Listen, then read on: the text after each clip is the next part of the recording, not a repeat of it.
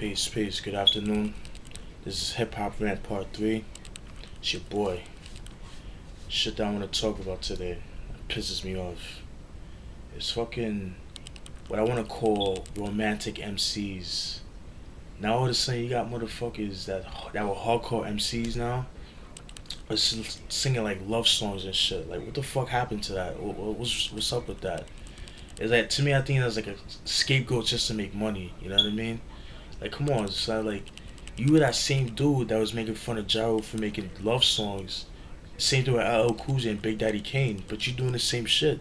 It's about, oh baby, I love you. Oh my darling, I love. Fuck that shit, man. Like, yo, I'm not paying you to do that. I'm paying you to give the shit that I like, the hardcore hip hop that I grew up listening to. Listen, granted, don't get me wrong. I'm all for people, you know, experimenting and shit. But if you're gonna do that under a different moniker, like how Kool Keith does it. Like Kool Keith has different alter egos. Like how he has like people like Dr. Octagon, Matthew, Black Elvis. So the shit that you're gonna hear on the Dr. Octagon album isn't necessarily something you're gonna hear on a Kool Keith album, even though his characters are all bugged out, or Doctor Doom, shit like that. You know what I mean? Um, yeah, man, that shit kills me, man. Like, all of a sudden R&B is like it's not even hip hop no more. It's like R&B ish type shit. You know what I mean? It's like I don't know. I mean, I'm all. Don't get me wrong. I love girls and all that shit. But if I want to hear romantic shit, I would listen to R&B. If I want to get hyped up and shit like that, I'll listen to hip hop. But you also got different genres of hip hop and shit like that. So that's my beef with that. Another beef I got with hip hop is clothing trends. Now all of a sudden, like, the whole, the snapback fitteds or snapback hats are out now, and all that shit. I have no problem with that, but when things get too accessible, it starts to get trendy. You know what I'm saying? Like polo, for example. Now everybody is rocking polo now, which I have no problem with because I love polo. But when certain things get too accessible, it gets corny, it gets trendy, and it gets played out and shit. And it's to the point that you don't even want to wear it no more. I'll give you a prime example. I remember when Gino Green Global came out. That was the shirts that had like the nines and all that. Like some of the first people wore to wear that was Papoose, and it was so exclusive. Like you couldn't just get it anywhere in New York. Like it was, I think it was sold in some boutique in Long Island, somewhere in Long Island, deep in Long Island, and you would have to drive all the way to Long Island or wherever you was living at, whatever. Would have to drive all the way to Long Island just to get those shirts because it was like the exclusive, because that's where it originated from. You know what I mean? I don't know if I'm wrong, but from what I've heard, that's where it started from. And then like my cousin was like he was rocking it too, but it wasn't so accessible that back then. You know what I mean? Like I remember he was walking the street. He was telling me like he was walking the street, and he saw some dude. He was like, "Yo, where'd you get that?" He's like, "Oh, I got that at such and such place." Like, alright, cool, that's what's up. And then probably like months later, or a year later, it got so accessible to the point you started seeing like duplicates, like bootlegs and shit, and a year later that shit died down because it got repetitive. You know what I mean? But that's not the case with polo. Another thing too, like I see cats with Hollister clothing and American Eagle and all that shit. But 5 years ago, you wasn't wearing that. You know what I mean? It's like all of a sudden you see your favorite rappers wearing it. Now you're gonna wear it. It's like what the fuck? Be yourself. Don't be a follower. On top of that, those clothes are fucking expensive. You know what I mean? And for you to work in those stores like American Eagle or Abercrombie and Fitch, like they're very I don't discriminative over there. Like for you to work in those places, like you gotta be a dime piece pretty much. Like you gotta be a pretty boy. Like you can't be a average person. Like somebody like me, like I wouldn't be able to work there because I'm not up to their standards, so to speak. Isn't that fucked up? Like you would have to you buy clothes from a place that looks down to people, the average person, pretty much, and then all of a sudden like you have their most clothes and that oh now you're fresh now. Which this is another thing that pisses me off. Is like oh because you have the most polo, the most fitteds, the most Jordans, all that shit, all that meaningless shit, thinks you think you're fresh. Like, my dude, you're not fresh. Like, the only way, in my opinion, is that you're fresh is how you carry yourself. You carry yourself in a mildly manner. You're a cool dude. You're not a showboat and shit like that.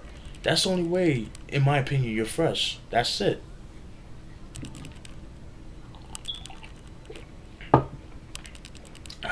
Nothing like green tea, man. Green tea is the shit. No sugar, tastes good. It's good for your blood. All that shit cleans out all the toxins in your body and all that. Green tea, I recommend it. But yeah, getting back to that story, man. Like, the whole being fresh shit is like is ridiculous because all that shit that you own is gonna go down in value anyway. All that materialism and all that shit, it just goes down in value. Yeah, it may wait. It might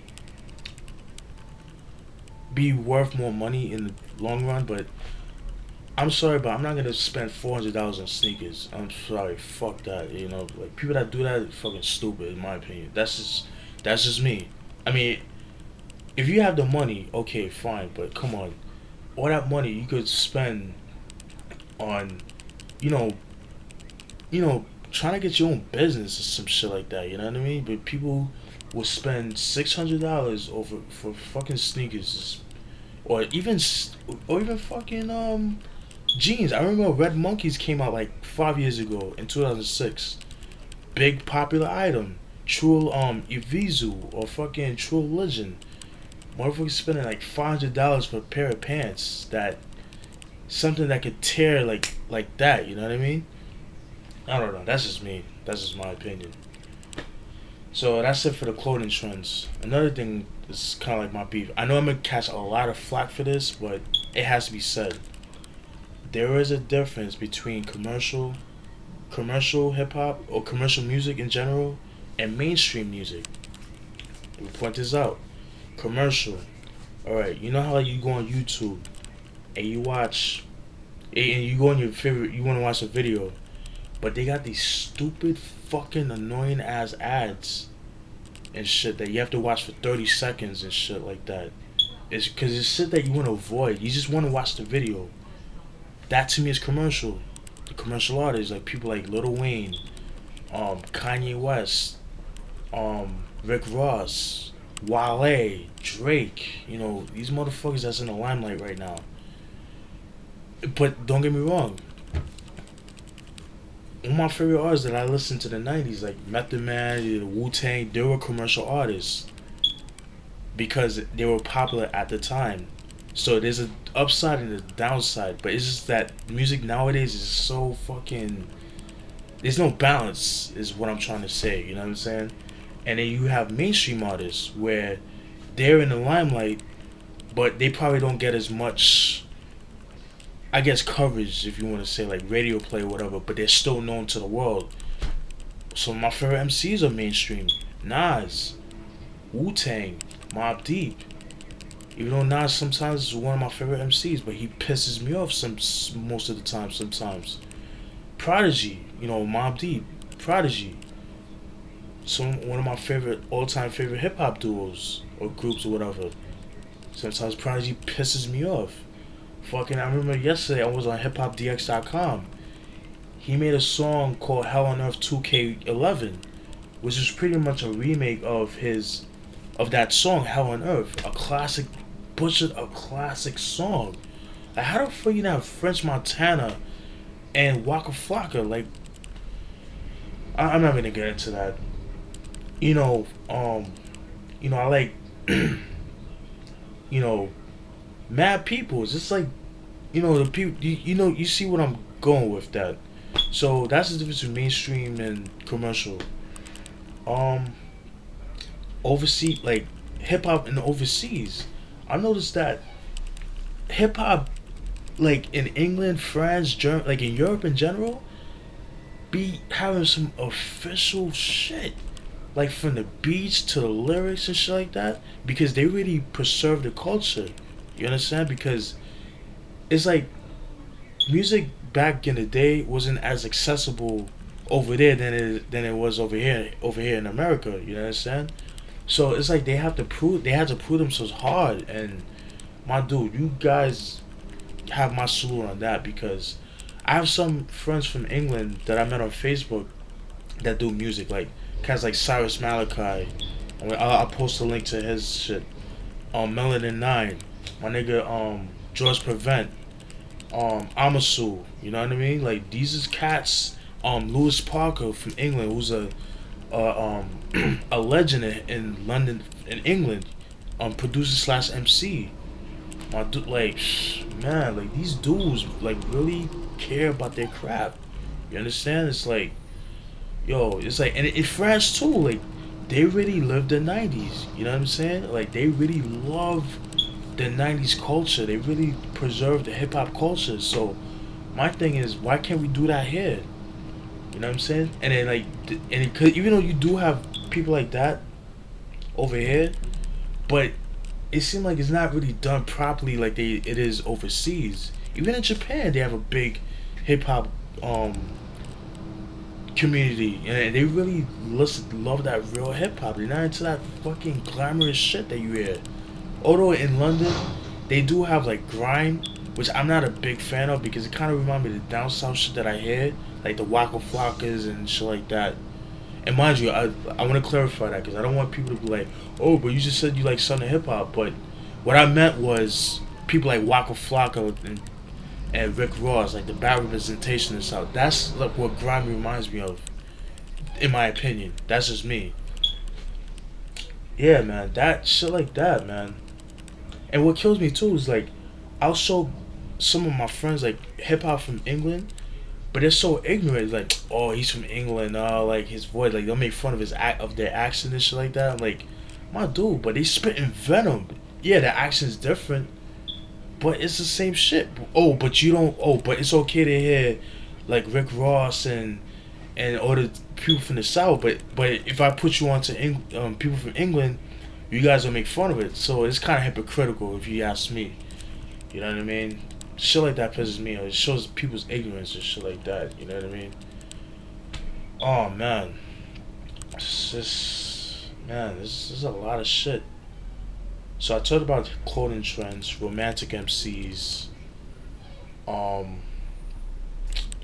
damn, Latin MCs. They don't get a lot of props either. You know, some of my favorite Latin MCs. You know, Immortal Technique. Shout out to him.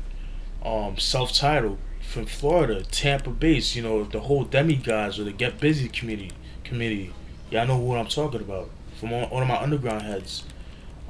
Big Pun, Joel Ortiz, Power Rule, who's from a group from the Lower East Side that started back in the early '90s, excuse me, to the mid '90s, but they didn't really get a lot of recognition. Which I do have their first album, which I will review later on when I do hip hop reviews. Beat Nuts, fucking this map cats, shit, Curious Jorge, you know, that's known for that song Walk Like a Duck. Uptown shit. You know what I'm saying? I could go on and on and on. You see what I'm saying? Fat Joe, before he started doing his lovey-dovey shit and his reggaeton bullshit. You know what I mean?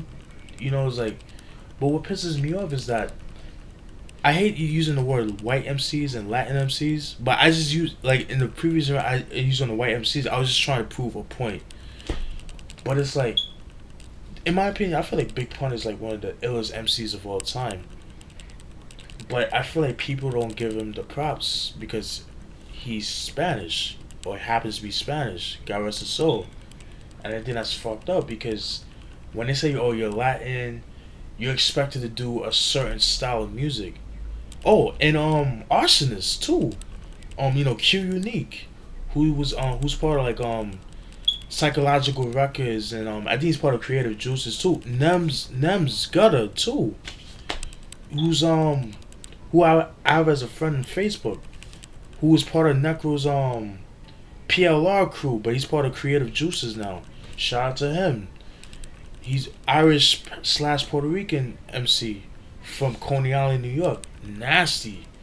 But getting back to Latin MCs, because they see that he's a Latin MC, he's that person is he or she is expected to be they're supposed to do like salsa based hip hop and shit like that. Like, why can't you be themselves? I mean, that's on them. They do that, that's fine, but let them be them. Like, don't label them. This is what I'm trying to say. If you're a dope MC, I don't care what color you are, green, Spanish, black, Indian, whatever. You're dope with me. You know what I'm saying? So yeah, man. So the shit that I talked about, I'll post a link down there. You guys let me know what you think. That's all I could say on top of my head. Hope you enjoyed it. Peace.